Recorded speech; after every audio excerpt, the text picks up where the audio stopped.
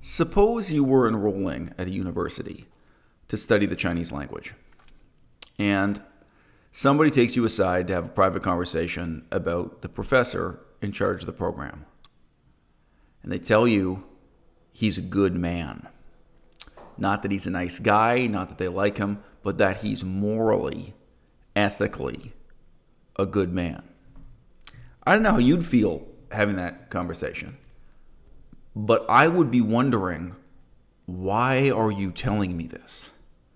Is there something else that's wrong with this university or wrong with this program? Is there some reason why you would forewarn me or claim that this professor is a good man? Now, one of the reasons for this being, hey, I came here to learn Chinese. This professor may be a completely despicable, unethical character, but I'm really fundamentally interested in whether or not he can guide me through the steps and stages, hold my hand as we go through the language exercises to take me from being unable to speak the Chinese language to being fluent in the Chinese language in 4 years, right? Like that's what I'm here for. You go to a mechanic trying to fix your car, and you're not in this way interested in the moral character of the mechanic. You're interested in whether or not he is a good mechanic, not whether or not he's a good man. And if someone took you aside and told you that this was a very moral or even a very politically correct garage where you were getting your car repaired, I don't know how you feel about that, but I would raise an eyebrow and start to wonder, what's going on here? Why am I being in this way forewarned about the moral character of the people involved? Now, there could be other reasons. It could be that someone was telling you this about a university professor because there's recently been a scandal at the university, because there's recently been some problem, because there were some other professors you should really watch out for. Maybe there are other professors who are engaged in bribery and corruption scandals. Maybe there are other professors who are molesting or sexually exploiting their students or something. Maybe there is some particular reason why you're being told this. But I, for one, will respond to that kind of statement with apprehension. Now, why is it that so many of our political discourses in the 21st century about sex and sex workers begin with precisely these sorts of moral declamations, moral depositions, moral apologetics for the character of the prostitutes themselves? Right?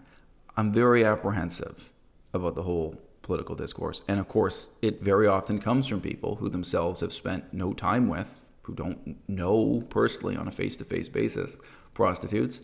And if you do happen to meet one prostitute who is of an upstanding moral character, they are very likely to have a conversation with you in which they complain about how immoral many of their colleagues are. And they may regale you with stories and anecdotes about how terrible other people in the industry are. And that's why I opened this video with the parallelism to the strange demimonde of professors and people with PhDs. If you get to know those people, even if the particular person you're talking to is not an incredibly immoral person, very likely the first topic of conversation is going to be them complaining about their colleagues, complaining about their own superiors, about other professors, complaining about the moral turpitude of the field that they're a part of. All right. Now, I think there actually are profound reasons as to why in Western English-speaking academia you meet such extraordinarily immoral characters, right, in the universities. But it deserves to be asked also, what is it we as students or clients for the system of education are demanding? When I take a look even at a professor teaching politics, teaching the politics and history of China, for example, I may really just be interested in whether or not they're a good teacher. And it is not unusual to find a professor here in the West who does a good job, shall we say, of teaching the history and politics of China, while themselves personally holding a totally immoral political position, while, for example, being supporters of the Communist Party of China. Like, they take their duty to teach students about the failures of the Communist Party of China seriously, but at the same time, they're actually personally, morally committed to supporting the Communist Party. You can meet deeply morally compromised characters like that in every field of academic endeavor and research that I've ever been in contact with. Buddhist studies, Cambodian studies, political science, in so many different fields, right? So this problem is not unique to our political questioning of the future of sex work in the Western world, right? The way we think about the problem is constrained by the solution we're often already committed to, right? And most people on the moderate left are now committed to legalizing, normalizing, mainstreaming sex work so that sex work in future will become a job just like any other job. Or if we can't say it's exactly the same as any other job, so that it will become a job that is no more odious than modeling or exotic dancing, that it will be at least accepted into mainstream society in that way, and they will become tax-paying, law-abiding citizens in most Western countries. Now, I've received email from different people with different perspectives on this question, including women who had some kind of experience as sex workers or as strippers or something like that, something adjacent to sex work, shall we say. But yesterday, for the first time, I got an email from a physically disabled man. And from his email, it seems to me he's quite seriously disabled. And he said he related to some things I said in a recent YouTube video where I talked about the fact that there are disabled people who are not able to participate in romance, dating, the competitive culture of finding a partner and ultimately, in some cases, reproducing and so on. And he said he really related to and really appreciated what I was saying and reflecting the fact that there are such people for whom their only choice is either to live in celibacy and isolation or to accept the moral compromise of becoming clients in the sex working, industry. And he says that he himself has never done this. However, two very interesting points. One, he has met sex workers who do regularly have disabled people as their clients and who became involved with political advocacy for the disabled.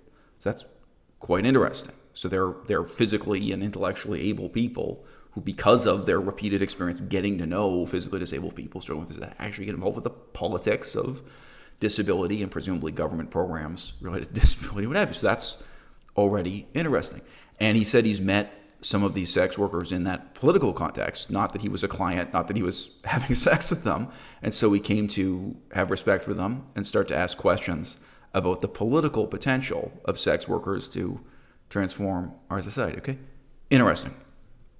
And he also says that although he doesn't feel he's committed to one side or the other of this argument, he is thinking that there are ethical implications for himself, and should he one day, become in this same way a client for sex workers in the parlance of our times, if he should himself become, a John, right? Now, look, it would be ludicrous to sit here and generalize about the ethical character of people who become professors in our university system. It is also completely necessary and inevitable, right? That in giving an analysis of what's wrong with the university system and how to reform it, how to improve it, that we indulge in those kinds of generalizations, right?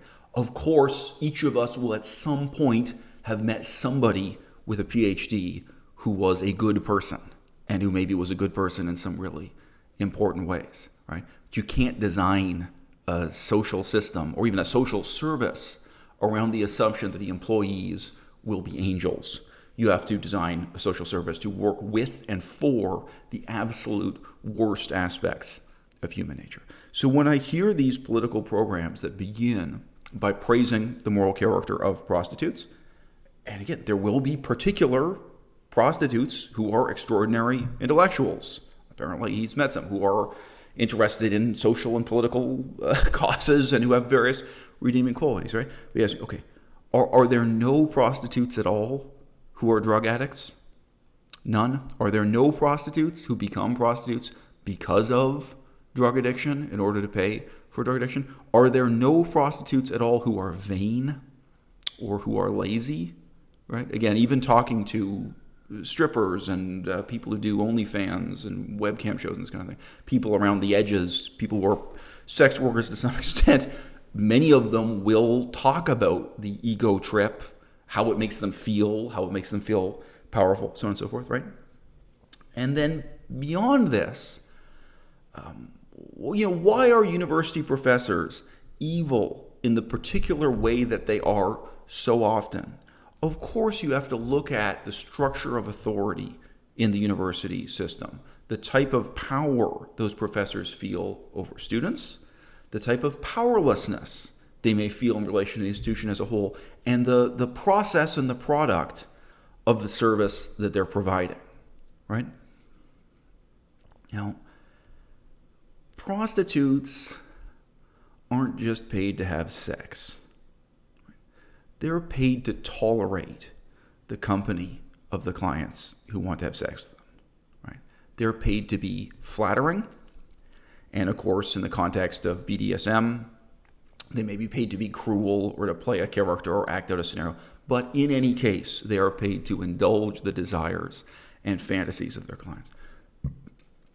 And it deserves to be said that even people with extraordinary redeeming qualities, people who are extraordinarily intellectual, intelligent, people who are extraordinarily ethical and upstanding, right? They will gain a very different perspective on the world, right, by being employed as prostitutes for however many years, right? So he's mentioned, I don't even know if it's just one sex worker, but obviously he didn't meet hundreds of sex workers involved in this kind of political advocacy. I don't know if it's one or two or a dozen or whatever, right? Okay, so those female sex workers, right, they have a certain perspective on the disabled community that you're talking about, right? But if you just stop and think about it, don't you think there are many, many aspects of that community and that political problem that they're necessarily blinded to? Right? There's a certain type of interaction they're going to have with their clients. In some ways, their clients are going to be pretending to be someone they're not, right? And in some ways, the prostitutes themselves, for the purposes of that interaction, are going to be pretending to be someone they're not. And I am not saying this to single out or dehumanize prostitutes in any way, because I would say exactly the same thing about university professors, right? How many university professors truly know or can relate to or understand what their students are going through, right? And how many students even ever tell the professors? It is extraordinarily rare for a student to even sit down and tell the professor what the problem with the course is. And I know I've both been the professor receiving those complaints and I've been the student, delivering them. I've been married to a professor. We're now divorced. I've been involved in different aspects and facets of this puzzle for many decades of my life now. Right? This kind of professional blindness, professional bias, right, that comes from the position of a professor in society. Okay? I think we have to admit bluntly that for even the most erudite and ethical prostitute, there's going to be a type of blindness, that's much greater and runs much deeper. Okay, now I think it's a really interesting question to ask: what is the political potential of sex workers to transform our society? We mostly discuss the potential of our society, sort of the vox populi in general, collectively, to change the status of sex workers. Right now, 2021, and the last few months of 2020, the sex workers of Thailand got really organized and started demanding new political rights as never before.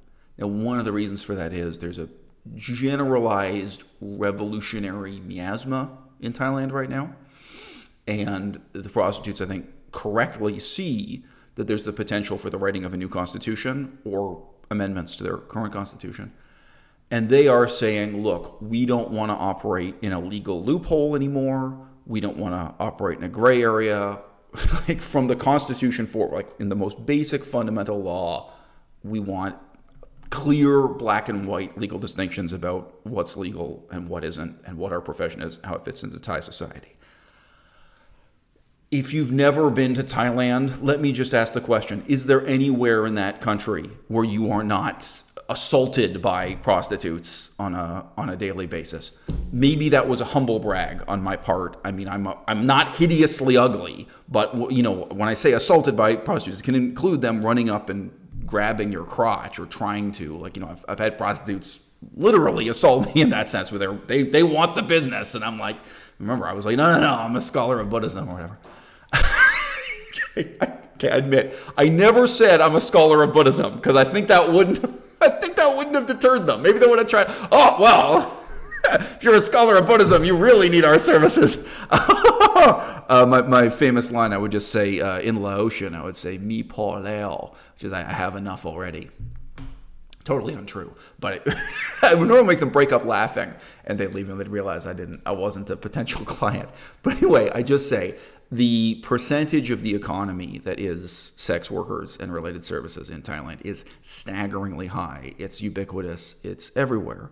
And sure, there is an interesting question here of them stepping forward and demanding their political rights. All right. Now, this is also an example of, if you like, revolution from above. The left-wing perspective, paradoxically, is to insist that the sex workers are the proletariat of our society, and they're not. They're not the poor. They're not the downtrodden. I'm going to sketch this out briefly for Thailand, but what I'm about to say would be equally true of a small town in Canada or in most of the United States. The typical scenario is you have a small town in Isan. Isan is northeastern Thailand.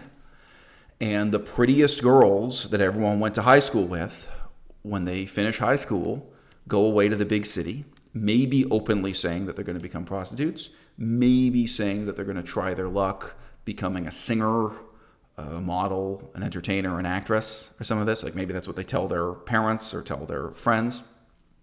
Oh, and they don't necessarily go away to Bangkok. They could go to another city like Chiang Mai. They could also go to a small holiday town on the coast where there are foreigners as tourists. But they'll go to some place where prostitution is more highly paid than in their hometown. There will be plenty of prostitution in their hometown. And, within weeks, they've made more money than their parents made in like the last 10 years. Like they've made so much money in a short period of time. They come back at the next major holiday and they buy a new truck for their father. This has been studied. This is not merely an anecdotal phenomenon, where the amount of money made by these young women, and there's a difference in the cost of living too. They come from a small town in Isan in the northeast, and then they're going to the big city or to a holiday resort town, and the amount of money they're making as prostitutes in a short period of time there compared to the cost of living on their parents' rice farm, right?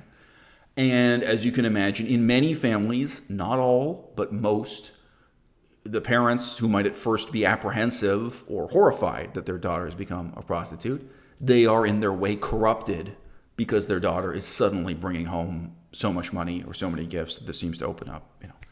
And of course, there sometimes are lies involved. The daughter may continue lying and say that they're making this money as a singer or dancer or karaoke singer or something. They may make up some job. But I think in most cases in Thai culture, it's overt enough.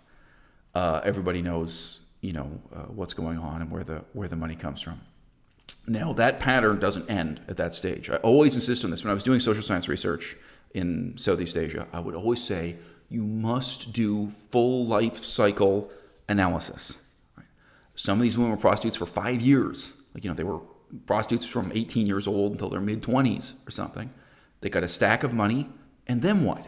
Right? They go on through a series of other careers. They eventually have children and eventually retire and become elderly. The very geography of these towns in northeastern Thailand, could see this in southern Laos too in some places. I remember talking about this. You had this phenomenon of very good-looking middle-aged women who owned the local hotels, who owned the local restaurants, and sometimes like hardware stores, right? And you go into a hardware store, you just think, oh, that's not the kind of woman I expected to own the hardware store. And she's a woman who's wearing high heels and stuff. She just, not saying no woman would ever own a hardware store, but she's like, oh, this seems like a woman who reads Vogue magazine or something. You don't seem... And this is the next stage of that pattern, that they built up a lot of money. And again, it may be that they bought the hardware store for their brother or for their father or for their uncle, right? There's so much money that comes in. You get a pattern that plays out. And you do get this phenomenon of prostitutes becoming almost lords of the land, throughout Thailand. So the discourse about the prostitutes being the poor and downtrodden in the earth stands in stark contrast to the young women who see this happen with a sort of talented tenth of their classmates. It's a uniquely American political expression. Some percentage of the prettiest girls are swept into a life of infamy and fortune, and of course some of them go on to marry wealthy men or marry white guys from America and Australia. I mean, there are all these other aspects, to the phenomenon. And there are the girls who are not pretty enough or are exceedingly moral enough that they stayed in that small town and worked on that rice farm and continued earning, pennies per month while this person was making, hundreds of dollars per month. And there is intense resentment and intense hatred. It creates a very interesting set of conflicts at every level of society. Now, I would say, I think currently this pattern isn't so widespread in Canada. But I remember I knew a guy who was from the small town of Prince George. And he said, for Prince George, for this particular small town, believe it or not, he said in his whole high school, there was one good-looking girl. There was really only one very beautiful girl in the high school. And everyone was kind of watching, wondering what was going to happen with her. And she went away to become a stripper in the big city. And then likewise, strippers, if you're in a high-end club, can make ludicrous amounts of money here. And, so this pattern can play out in the decadent West. I also mentioned this to my girlfriend in a totally different conversation a few weeks ago. But I remember I once saw an interview with a particular stripper who, she was an American citizen. She finished university with over $100,000 in debt, which is typical in the United States. A huge amount of debt at the end of university. And she earned all of that money back by stripping. She started stripping the day she finished university. I forget, it was 6 months or 8 months or something. She had paid off her student debt. It was just ridiculous how much money she made, how quickly, as a stripper when she switched lanes and went into that trade. So, if you're asking seriously about the potential of sex workers to transform society, you are talking about a very peculiar, privileged moneyed elite, okay? In Thailand and Laos, I can tell you there are strippers who own, there are prostitutes, there are former prostitutes who own hotels, who own businesses, who kept that money. There is a constituency of people with serious amounts of money and serious amounts of privilege to put into political lobbying and transforming society here and now. And the young women who've just started, still the amount of money they make, month by month may be enough that they can change the world. And these are people with a very different perspective on society, I can say, than university professors, right? These are women who will know firsthand, for example, the damage that's being done to our society by drugs and drug addiction. Now, that doesn't lend itself to just one political conclusion. Probably there are some sex workers who feel that drugs should be decriminalized because it seems to them that everyone's doing cocaine anyway, so why not decriminalize cocaine? And there will probably be some sex workers who will be able to say that they've seen the damage done by drugs like cocaine and heroin and that we need to be much more serious about eradicating it from society. There's not one simple set of political conclusions to come from this. But yes, this question points to a future in which the normalization and mainstreaming of prostitutes will at least lead to prostitutes being patrons for the political class that are more than ever guiding and informing and lobbying on political outcomes, right? And there is the possibility of what we see in Thailand right now, that prostitutes could be, dissident radicals, really fundamentally trying to transform and change society. And here's the most interesting part of it. When you look at the young men who've gotten rich in the oil industry, here in Canada, it's probably true around the world, but I'll just use Canada for the example. When you look at or talk to young men who got rich pumping oil out of the ground to make it into gasoline, I don't mean olive oil, I don't mean other kinds of cooking oil, right? Almost universally, they get involved in politics trying to justify the evils of their own industry and trying to perpetuate their industry, and with the implicit or explicit conclusion that the world would be a better place if only more young men could be like them and go straight out of high school, straight out of college to get into the oil industry and make their fortune and pump gas to keep the trucks and trains running. Any of those guys would be happy to answer the question, look, would you want your own son, would you want your own grandson, would you want your own brother to quit their job and go get a degree in mineral oil studies and start working in this? They'd say, yes, I'd be proud, I'd be happy if my own son or grandson starts hauling chain or laying pipe on an oil site. They have no problem with that. Okay. The thing is about prostitution, right? We can all put on this song and dance. We can all pretend that ethically it's no different from being a university professor or pumping oil on an oil rig. We can keep on pretending for as long as it's convenient for us.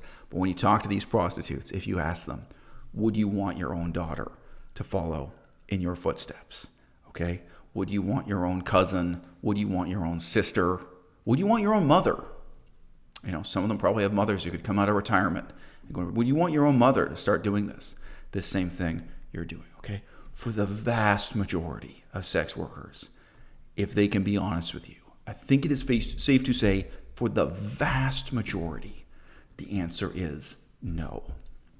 And if you look at the places in your society, whether this is Thailand or Amsterdam or Paris or Berlin, many of the places where prostitution is flourishing, legally or illegally, or you look at, Nevada, Las Vegas, Nevada, right? If you ask prostitutes, if you have a kid in the future, would you want to raise your kid here? Would you want to raise your kid in this neighborhood, in this part of society that's dominated by prostitution, where prostitution is a visible, open industry? The vast majority are going to say no, and they're probably going to follow up by explaining to you that they're exactly saving up their money right now, or they've already bought a house somewhere else that's not in that kind of neighborhood for that reason, that even though they work there and earn their money there. And then if you say, okay, how much of the map, how much of our society in this way should be dominated by prostitution? Do you think society is becoming a better and better place if we become more and more like Thailand, where increasingly every inch of every city is dominated by or tainted by or in the shadow of the sex industry this way, right? Would you want more and more of America to look like the brothels of Las Vegas? It's not a perfect image, frankly, because the way prostitution is regulated in Las Vegas is kind of another complicated story to get into. Okay.